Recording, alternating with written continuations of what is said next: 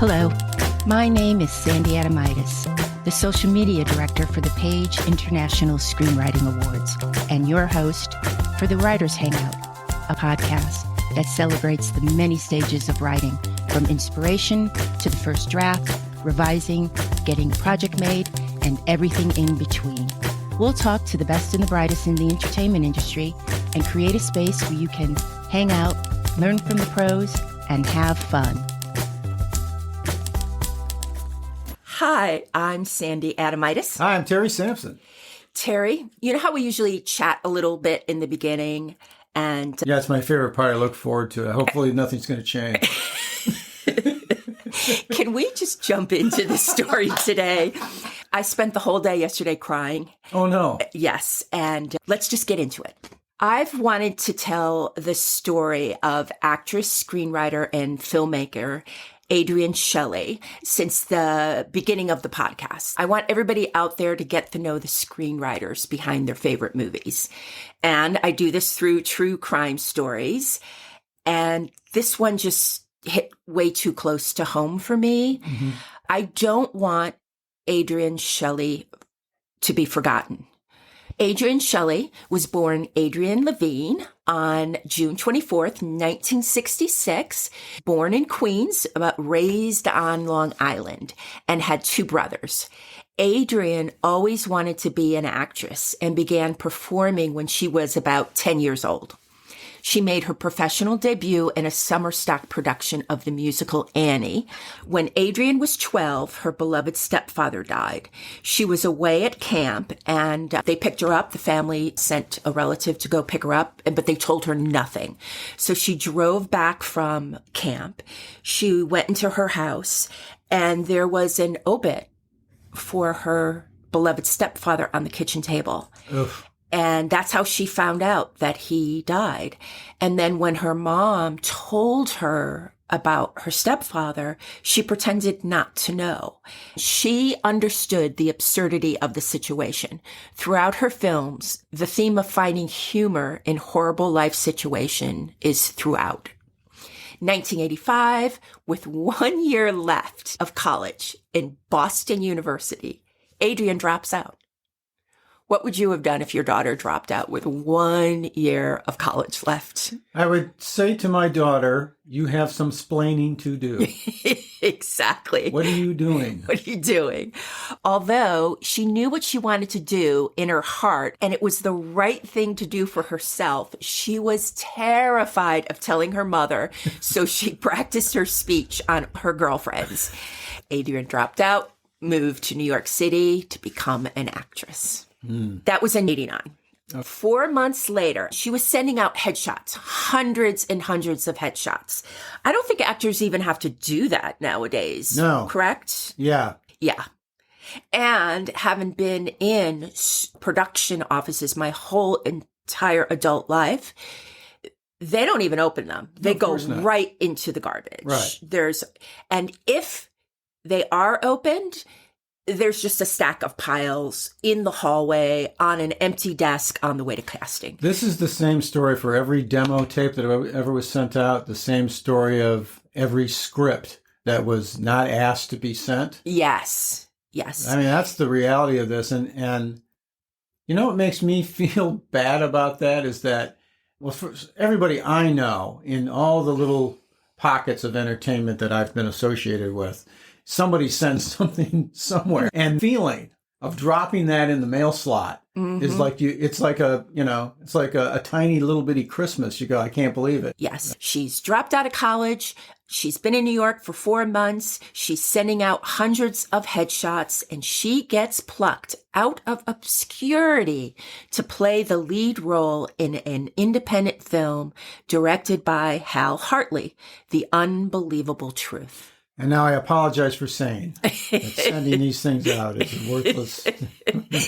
Every once in a while. Exactly. And it just goes to show how special Adrienne was.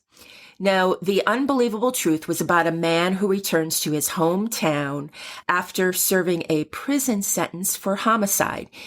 and finds that the details of the crime have been forgotten and replaced with local legends and rumors. She was 22 years old, and her mom said, "Thank goodness we made the right choice about you dropping out of school." Terry, here, take a look at these photos of Adrienne. What, did you print this? Because it's gorgeous. You have your own little photo lab, don't you? Exactly. Oh, I know that face. Yeah. She has a very special look. Yes. And says she's just a tiny person.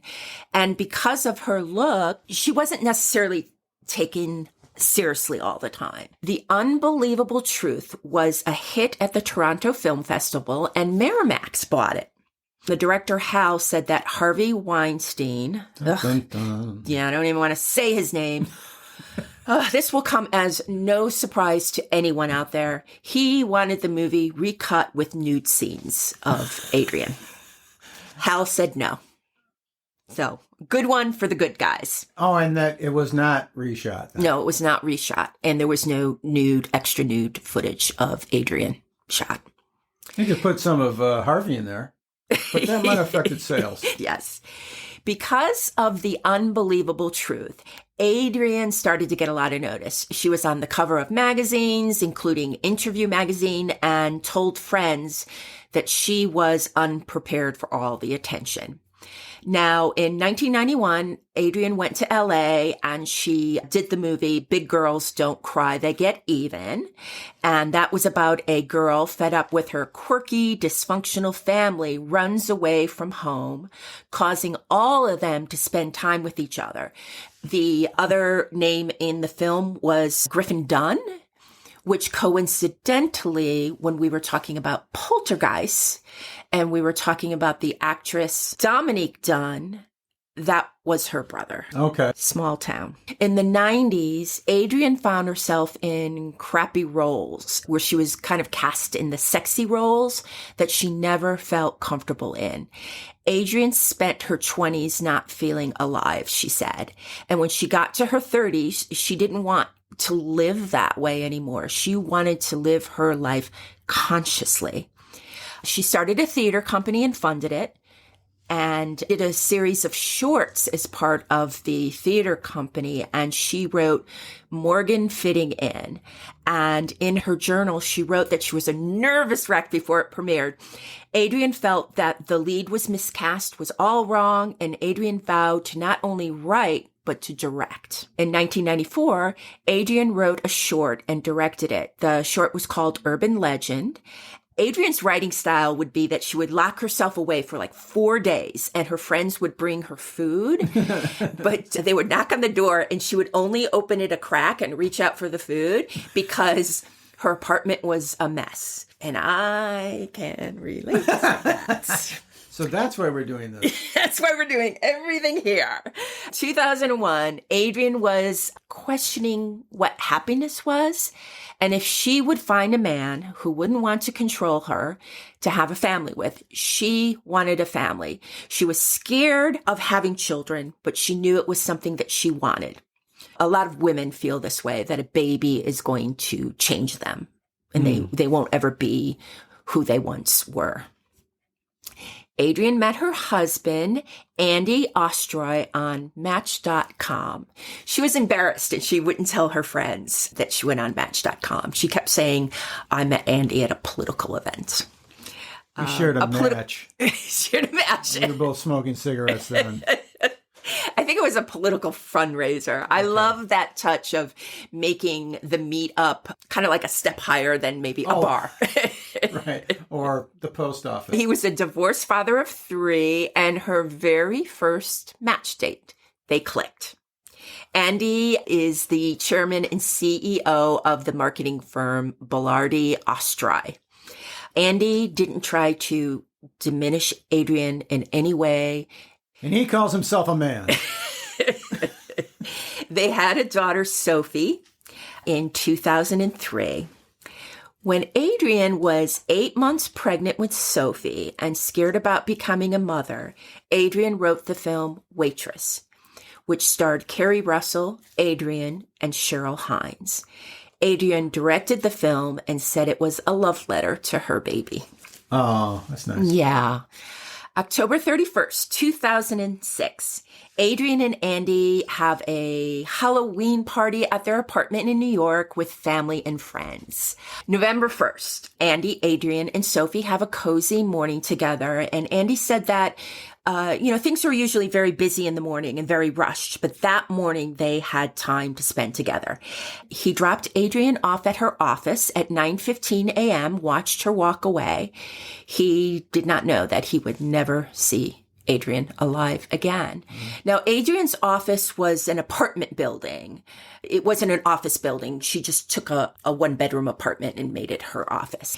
And he went to work. He had a lot of clients that day. And he did try to reach out to his wife, but there was no response to emails, calls. And it was atypical. It was not like Adrienne, nor had the nanny heard from Adrienne. It started to get later and later, and Andy just started to feel really uneasy. In his gut, he knew something was wrong. He called his friend Brian, and they went to go check on Adrienne. There was nowhere to park, of course, because it's the Village. Brian pulls over his car, and Andy goes into the building. Adrienne doesn't answer the intercom. He gets into the building. He yells her name. He's climbing the stairs. He bangs on the door, and the door opens. Not a good sign. No, panic sets in. The room was quiet, with only CNN and Wolf Blitzer on really low in the background. Andy said the room felt like evil. Andy found Adrienne in the bathroom. Her body, with a sheet tied around her neck, was hanging from the shower curtain rod. Whoa. Andy had to tell 2-year-old Sophie her mom was never coming home again. Sophie walked to the window and stared out, saying, "Mommy died. She's not coming home." Yeah. At first, the police went with Adrienne died by suicide, but the family was adamant. Adrienne was happy, making plans for the weekend. She was working. She was writing. She would never leave Sophie. Never. When Andy heard the police believed Adrienne killed herself, he says he went into combat mode. He said, "I had to fight for her." The next day, the detectives showed up at Andy's apartment, asked him to come downstairs, and they showed him a photo of a knot. And they said, "Did Adrienne know how to tie a knot like that?" Andy shook his head no and said to the detectives, "Do you?" The detective said no. World-renowned pathologist Dr. Michael Baden did an autopsy of Adrienne, and he said she fought like an animal. She had bruises to her body, face, and hands. The detectives found a footprint in the bathtub, and it was checked against everybody. There were no matches. Then they noticed a layer of construction dust next to Adrienne's door, and they asked, "Is there construction in the building?"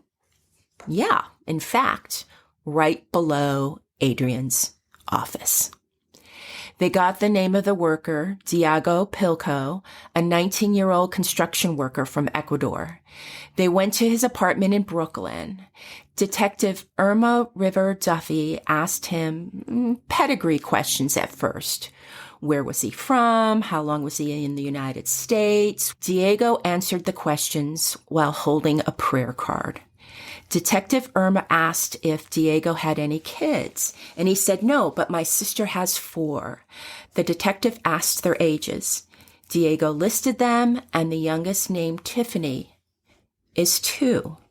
The detective said, "Sometimes when you do things, God doesn't punish you. They punish someone in your family." Diego put his head down, looked back up, and said, "Okay, I did it." Irma said she got a chill going down the back of her neck, like Adrienne was thanking her, that her daughter didn't have to go through life thinking her mom killed herself. Diego said that Adrienne complained about the noise from downstairs.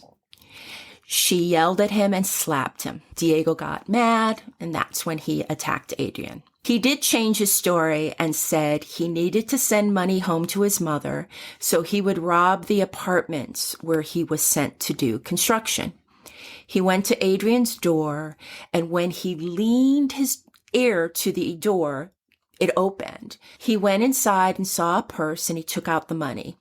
Adrienne came out from the bathroom and yelled at him that she was calling the cops. When she turned to pick up the phone, he went behind her, put his hand over her mouth, and told her not to call the police. I lost my mind. I was choking her with my hands.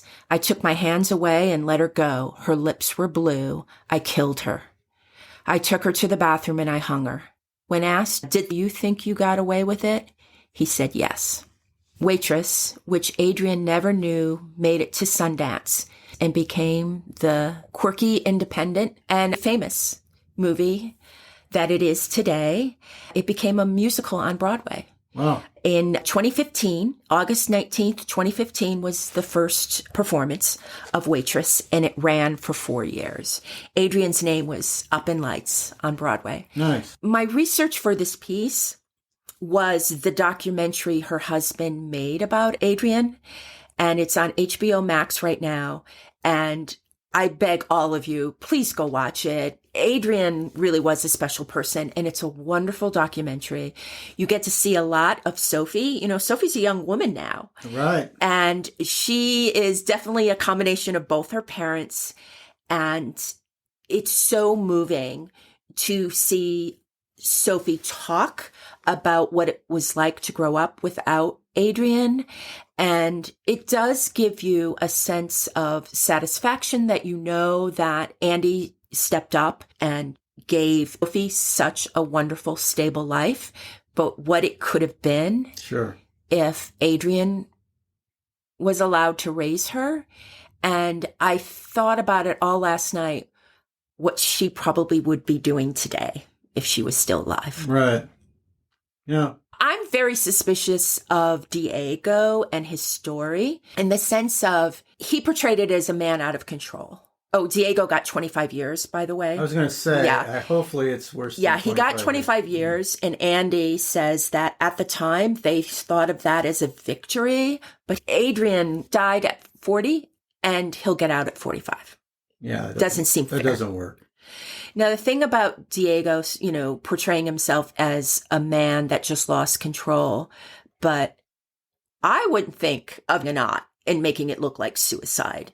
I know it's one thing to black out and kill someone, but then you're calm or panicked and you can figure out how to make it look like a suicide? Isn't that sophisticated?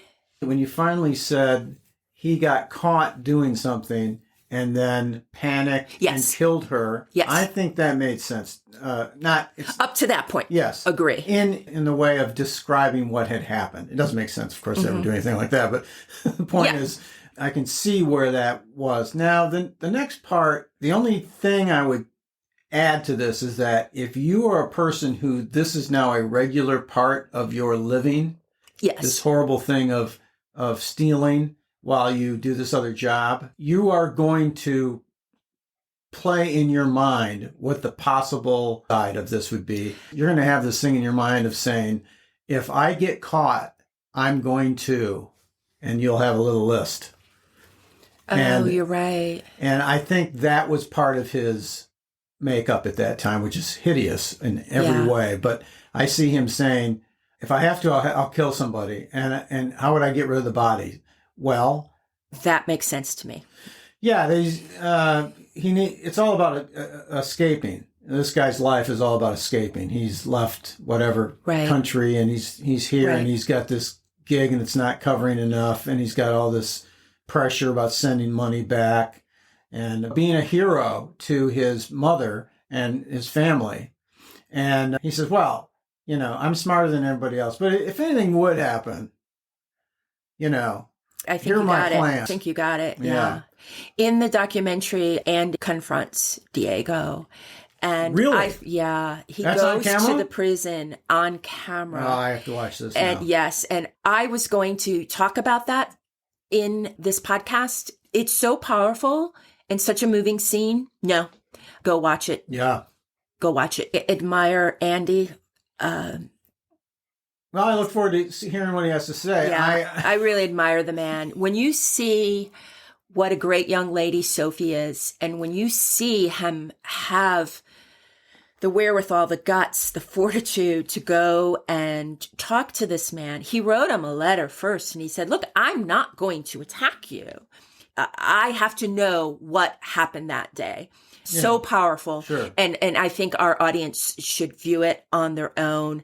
But when something like that happens, it opens the door for pain for the people that are left behind. This is the 16th anniversary of Adrienne Shelly's death. It will continue with her daughter, Sophie. Gone and never forgotten. Yes. That's a wrap for the Writers Hangout. Thanks so much for listening. If you enjoyed the show, please subscribe, like, and thrive. Till we get to hang out again, keep writing. The world needs your stories. The Writers Hangout is sponsored by the Page International Screenwriting Awards. Executive producer, Kristin Overn. Producers, Terry Sampson and Sandy Adomaitis. Music by Ethan Stoller.